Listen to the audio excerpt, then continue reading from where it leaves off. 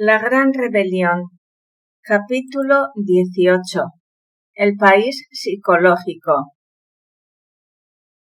La Gran Rebelión nos ayuda a hacernos conscientes de nosotros mismos, para que, reconociendo el estado en que nos hallamos, nos sublevemos contra el agregado psicológico y sus consecuencias. Partiendo desde lo más íntimo del ser humano, desde su caos o desorden psicológico, la Gran Rebelión entrega el impulso consciente que permite comprender sus raíces, mismas que están reflejadas en la sociedad actual. Es entonces cuando el alma se indigna, siendo capaz de advertir la gran diferencia entre la luz y las tinieblas, tanto internas como externas. El venerable maestro Samael Aun Weor nos dice que existen muchos bribones del intelecto que hablan maravillas de sí mismos, que seducen a muchos ignorantes, que engañan y pervierten a crédulos e incautos, pero que si analizamos con rigor su vida y obra, encontraremos desorden, ruina y anarquía. Y tiempo al tiempo, porque la vida misma se encargará de aislarlos, olvidarlos y destruirlos. Así como existe el país exterior en el cual vivimos, así también en nuestra intimidad existe el país psicológico. Conocemos muy bien la ciudad donde vivimos, pero desconocemos en qué lugar psicológico nos ubicamos. Pues en un instante dado sabemos en qué barrio o qué colonia estamos, pero en el terreno psicológico no sucede lo mismo.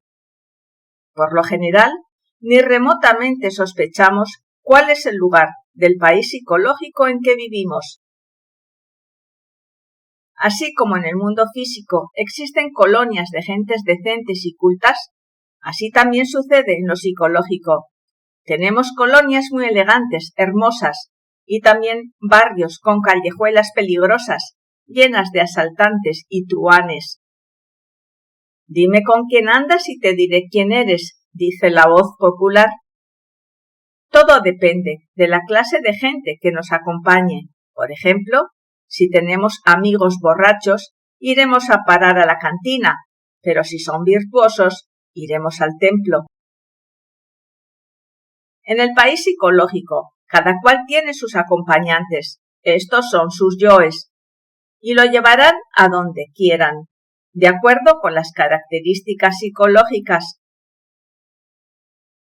Una dama virtuosa y honorable, magnífica esposa de conducta ejemplar, viviendo en una hermosa mansión en el cuerpo físico, podría, debido a sus yoes lujuriosos, estar ubicada en antros de prostitución dentro de su país psicológico interno.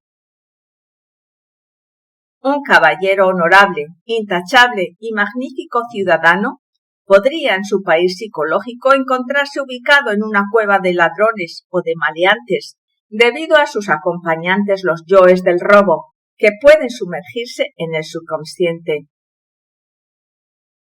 Un anacoreta penitente y monje, viviendo austero dentro de su celda en algún monasterio, podría psicológicamente encontrarse ubicado en una colonia de asesinos o de drogadictos, debido a los yoes infraconscientes o inconscientes, sumidos profundamente dentro de los recovecos de su propia psiquis.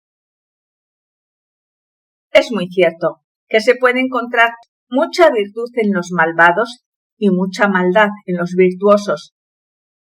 Muchos santos canonizados viven todavía dentro de los antros perniciosos de su propia psicología, sin haber logrado analizarlos, comprenderlos ni erradicarlos. Pues entre el incienso de la oración también se esconde el delito, entre las cadencias del verso también se esconde el delito. Bajo la cúpula sagrada de los santuarios más divinos, el delito se reviste con la túnica de la santidad y de la palabra sublime. Lamentablemente, acompañantes infrahumanos viven escondidos entre las insondables profundidades del subconsciente. Asombra pensar que algunos anacoretas, penitentes y santos vivan en las colonias psicológicas de la prostitución o del robo, al no haber sido capaces de enfrentarse a sí mismos. Muchos sufrieron por tal motivo los diversos santos de la historia. Recordemos las tentaciones de San Antonio. El joven, que había evadido la presencia de los hombres, encontró su soledad poblada de demonios. Residió en Egipto entre los años 251 y 356, y su fecha de fallecimiento fue a los 105 años. Gran parte de su vida adulta la pasó en el desierto, viviendo como eremita. Primero buscó la oquedad de un sepulcro, luego una cueva y más tarde en una camarata, que es una construcción resistente para albergar a piezas militares de artillería. En todos los casos, el ego se le presentaba una y otra vez delante de él, con sus innumerables transformaciones y sus especies infinitas, vestidos ora de lujuria, ora de dinero, ora de poder. Antonio veía el mundo cubierto por las redes del maligno, que se le presentaba como un monstruo disforme, cuya cabeza tocaba las nubes, y en sus garras quedaban prendidas muchas almas que intentaban volar hasta Dios. Así lo definía él mismo. Terribles y pérfidos son nuestros adversarios. Sus multitudes llenan el espacio. Están siempre cerca de nosotros. Contentémonos con enterarnos de las astucias que usan en sus asaltos contra nosotros. Igualmente ocurrió con todas las abominaciones contra las que tuvo que luchar Francisco de Asís. Sin embargo, quien todavía no ha descubierto estos hechos espantosos en su psiquis, cuando los descubra, usará cilicios, ayunará, se azotará, rogando a su divina madre que elimine de su psiquis esos malos acompañantes que le acosan. Muchas promesas han dado las distintas religiones sobre la vida después de la muerte. Y sin embargo, después de la muerte, cada cual continúa viviendo en la colonia psicológica propia, dentro de su propio subjetivismo. El ladrón en los antros de los ladrones, el lujurioso en las casas de citas, el pesimista seguirá como un fantasma de mal agüero, el iracundo y el furioso seguirán viviendo en las callejuelas peligrosas del vicio irascible, allí donde brilla el puñal y las reyertas.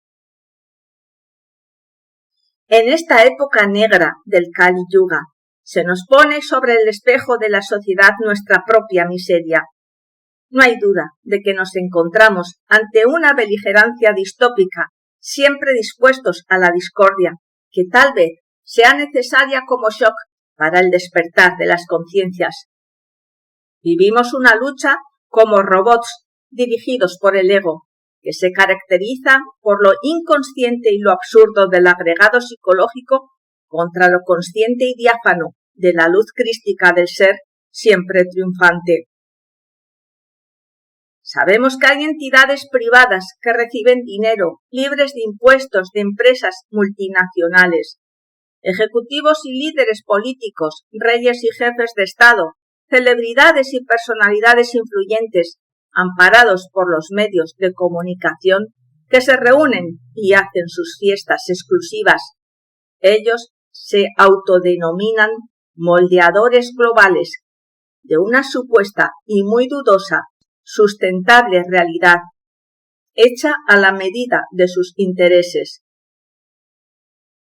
Vivimos una lucha que se está llevando a cabo con armas sigilosas que producen enfermedades, lesiones en el ADN y daño neurológico.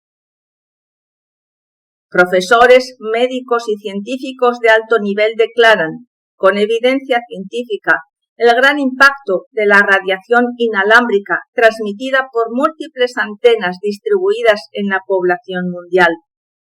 Estas estructuras calientan la ionosfera, produciendo contaminación electromagnética con efectos observados en todas las formas de la vida, como en las plantas, en los animales, los insectos o los microbios. Tifones, inundaciones, ciclones y sismos son inducidos para generar sequías o sembrar nubes, ya detectados por los expertos y especialistas en armas. Los criminólogos y militares advierten de esta ciencia y metodología que ha sido llevada a cabo durante décadas. Estos conocimientos y sus técnicas son del anticristo, porque cuando la madre naturaleza es vituperada, responde de manera drástica. La geoingeniería y las armas climatológicas son una realidad actual que debemos conocer. Se están desarrollando dos técnicas distintas actualmente en pruebas, una de microondas teledirigidas con pulsars matemáticos y otra de cañón láser focalizado, que lamentablemente también puede ser usado para atacar a cualquier país. Ante una perspectiva tan demoníaca, todos anhelamos un mundo mejor, sin violencia ni agresividad, dirigido por la sabiduría y el amor del ser. Sin embargo, es necesario hacerse plenamente conscientes del mal para salir de él, y que se grabe en nuestras conciencias el poder siniestro del ego, para que renazca con fuerza el anhelo del ser en el trabajo de los tres factores. La esencia en sí misma es muy hermosa, vino de los aeones superiores, de las estrellas, pero desgraciadamente está metida dentro de todos esos yoes que vemos afuera y llevamos adentro. La esencia puede desandar el camino tenebroso y regresar al punto de partida original. La esencia puede volver a las estrellas, a su hogar y a su fuente primigenia, pero debe liberarse primero de sus malos acompañantes que la tienen metida en los suburbios de la perdición. Cuando Francisco de Asís y Antonio de Padua, insignes maestros cristificados, descubrieron dentro de su interior los yoes de la perdición, sufrieron lo indecible. Y no hay duda de que a base de trabajos conscientes y padecimientos voluntarios, lograron destruirlos. De este modo, regresaron al punto de partida original. Ante todo es necesario que el centro magnético, que en forma anormal lo tenemos establecido en nuestra falsa personalidad, sea transferido a la esencia. Solo así podremos iniciar el viaje desde la personalidad lunar hasta las estrellas, ascendiendo en forma didáctica y progresiva, de grado en grado, por la montaña del ser. En tanto continúe el centro magnético establecido en nuestra personalidad ilusoria e hipnotizada por la violencia, la agresividad y la perversidad, viviremos en los antros psicológicos más abominables, aunque en la vida práctica seamos y parezcamos magníficos ciudadanos y pensemos de nosotros lo mejor.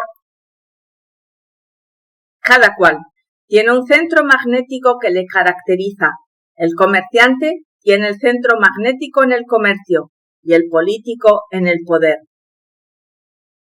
Es por eso que se desenvuelven en los medios que le son afines.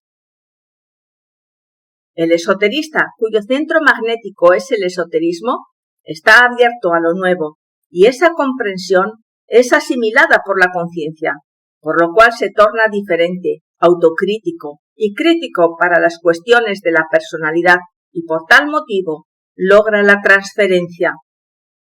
Cuando el centro magnético se establece en la conciencia, es decir, en la esencia, entonces se inicia el regreso hacia las estrellas. Cuando el centro magnético se establece en la conciencia, el mundo, el poder y las artes tenebrosas ya no pueden afectarnos. Oh Señor y Dios mío, ilumina las tinieblas de mi corazón. Dame fe recta y consciente, que avance sin temor en el regreso hacia ti. Dame esperanza cierta, que me impulse a través de las negruras reinantes de mi ego. Dame caridad perfecta, que me llene de compasión hacia las víctimas del maligno. Dame sentido y conocimiento exacto, para que nunca me falte la gnosis del discernimiento y se cumpla tu santo y veraz mandamiento, así en los cielos como en la tierra.